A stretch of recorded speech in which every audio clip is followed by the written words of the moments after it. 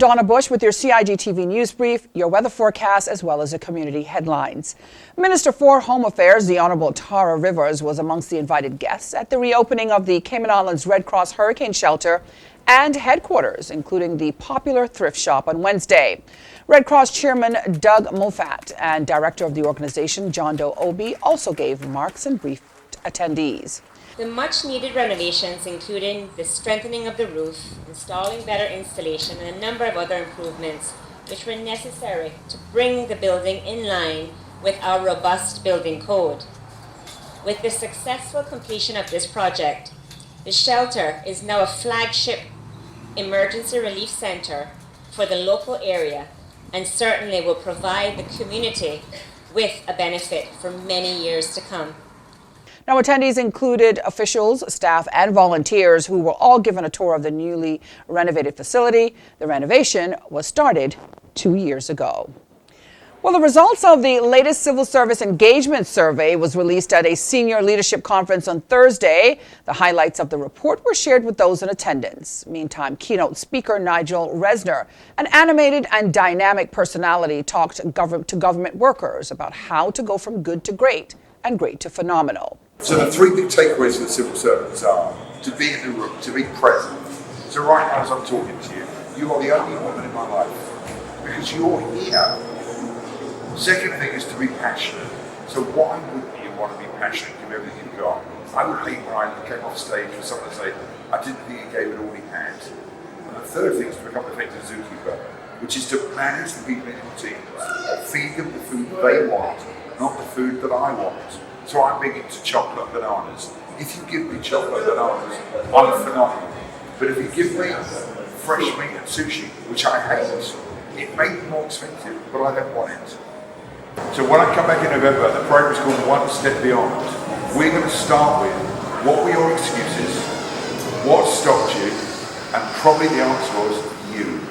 We get in our own way. It's not the government, it's not America, it's not the United Nations. The people in that room are their biggest, worst enemy. They get in their own way.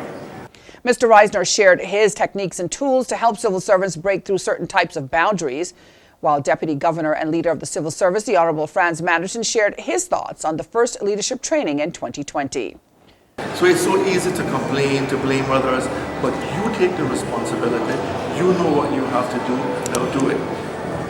Also making our headlines this Thursday, the Ministry of Culture, along with key stakeholders, have announced that they have collectively decided to move forward with a Carnival Week approach, allowing various groups to host separate road parades. Now, the Honorable Dwayne Seymour said, I'd also like to reiterate the amount of hard work that has gone into making this decision.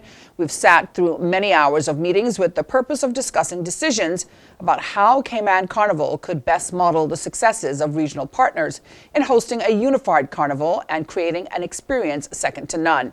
Minister Seymour said later in the negotiations, the Cayman National Cultural Foundation was requested to play a more active role in handling further negotiations with all groups. CNCF then formed a carnival steering committee consisting of representatives from each camp to ensure that they were satisfied that an agreement with all parties could be reached. Today, he says he is happy with those results. Now for a check on other community stories making Radio Cayman headlines today. The third annual Alex Panton Foundation Youth Mental Symposium will happen later this month, exploring topics and providing tools to help young adults suffering with mental health issues in Cayman. The keynote speaker has been announced and is ready to empower Cayman's youth and inspire hope. It all happens on Saturday, February 22nd at the Ritz from 12 noon until 5 p.m. To get registered and for more information, you can check out alexpantonfoundation.ky online.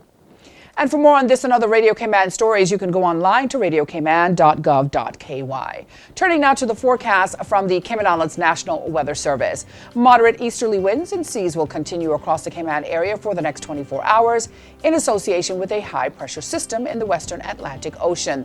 Today's high temperature reached 86 degrees, the low is 75. We can expect partly cloudy skies with a 20% chance of late-night showers. The winds are from the east to southeast at 10 to 15 knots. Seas will be moderate with wave heights of 3 to 5 feet. Remember, you can go online to weather.gov.ky for the latest forecast, or you can download their app. That's CINWS. And that ends today's news brief here on CIG Television. If you missed it, you can go to the Cayman Islands Government Facebook page as well as the CIG Television YouTube channel. I'm Donna Bush, wishing you a wonderful and safe night and inviting you back here again tomorrow.